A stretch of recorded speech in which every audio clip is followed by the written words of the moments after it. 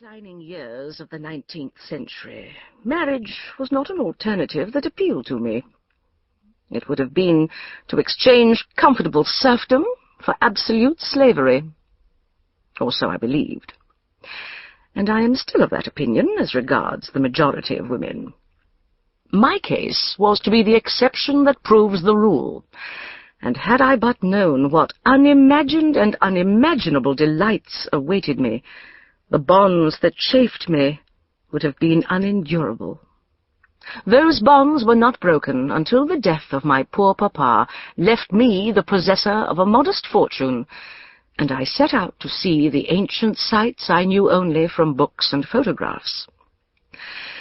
In the antique land of Egypt, I learned at last what I had been missing. Adventure, excitement, danger, a life's work that employed all my considerable intellectual powers, and the companionship of that remarkable man who was destined for me as I was for him. What mad pursuits, what struggles to escape, what wild ecstasy! I am informed by a certain person of the publishing persuasion that I have not set about this in the right way. She maintains that if an author wishes to capture the attention of her readers, she must begin with a scene of violence and/or passion. I mentioned wild ecstasy, I said. The person gave me a kindly smile. Poetry, I believe? We do not allow poetry, Mrs. Emerson. It slows the narrative and confuses the average reader. This apocryphal individual is always referred to by persons of the publishing persuasion with a blend of condescension and superstitious awe, hence my capital letters. What we want is blood, she continued, with mounting enthusiasm, and a lot of it. That should be easy for you, Mrs. Emerson. I believe you have encountered a good many murderers.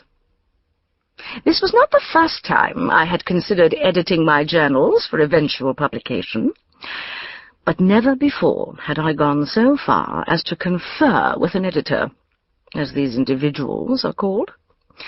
I was forced to explain that if her views were characteristic of the publishing industry today, that industry would have to muddle along without Amelia P. Emerson.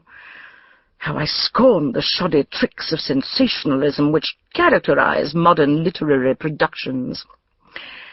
To what a state has the noble art of literature fallen in recent years? No longer is a reasoned, leisurely exposition admired. Instead, the reader is to be bludgeoned into attention by devices that appeal to the lowest and most degraded of human instincts. The publishing person went away shaking her head and mumbling about murder. I was sorry to disappoint her, for she was a pleasant enough individual for an American. I trust that remark will not leave me open to an accusation of chauvinism. Americans have many admirable characteristics, but literary taste is rare among them. If I consider this procedure again, I will consult a British publisher. I suppose I might have pointed out to the naive publishing person that there are worse things than murder. Dead bodies I have learned to take in my stride, so to speak, but some of the worst moments of my life occurred last winter when I crawled on all fours through indescribable refuse toward the place where I hoped and feared to find the individual dearer to me than life itself.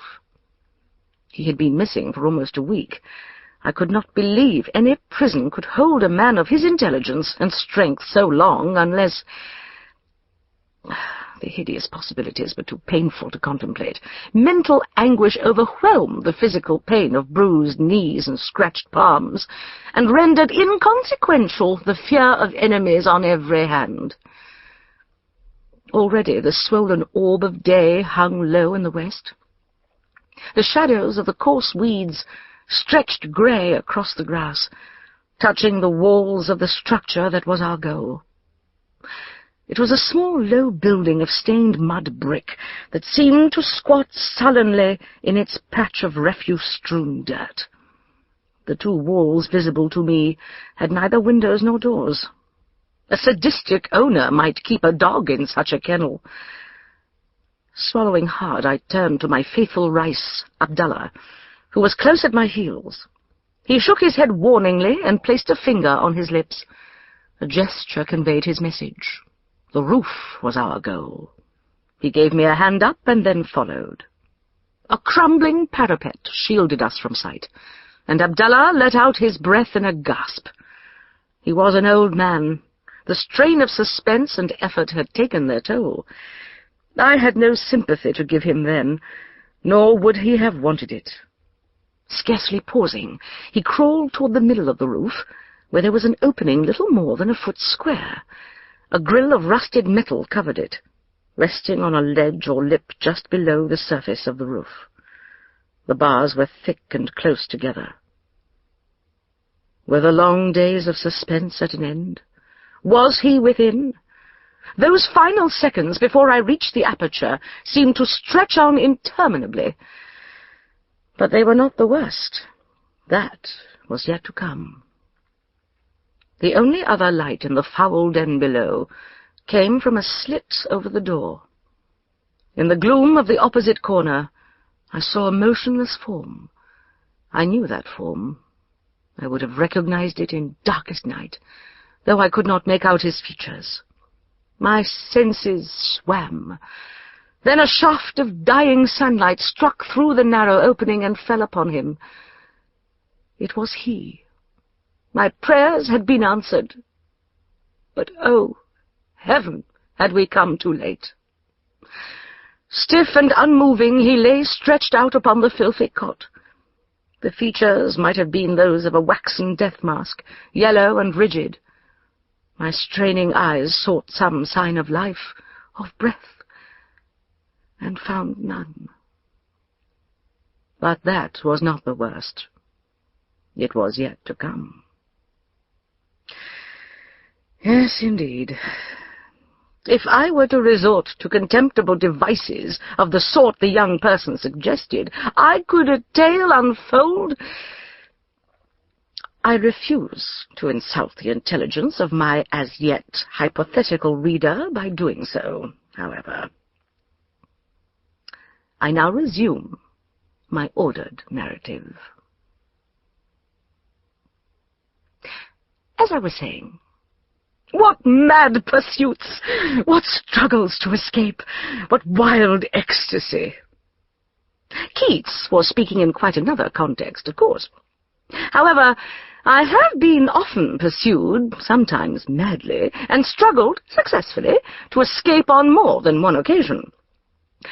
The last phrase is also appropriate, though I would not have put it quite that way myself. Pursuits, struggles, and the other sentiment referred to began in Egypt, where I encountered for the first time the ancient civilization that was to inspire my life's work, and the remarkable man who was to share it. Egyptology and Radcliffe Emerson. The two are inseparable, not only in my heart, but in the estimation of the scholarly world. It may be said, in fact I have often said it, that Emerson is Egyptology, the finest scholar of this or any other era. At the time of which I write, we stood on the threshold of a new century, and I did not doubt that Emerson would dominate the 20th as he had the 19th. When I add that Emerson's physical attributes include sapphire blue eyes, thick raven locks, and a form that is the epitome of manly strength and grace, I believe the sensitive reader will understand why our union had proved so thoroughly satisfactory.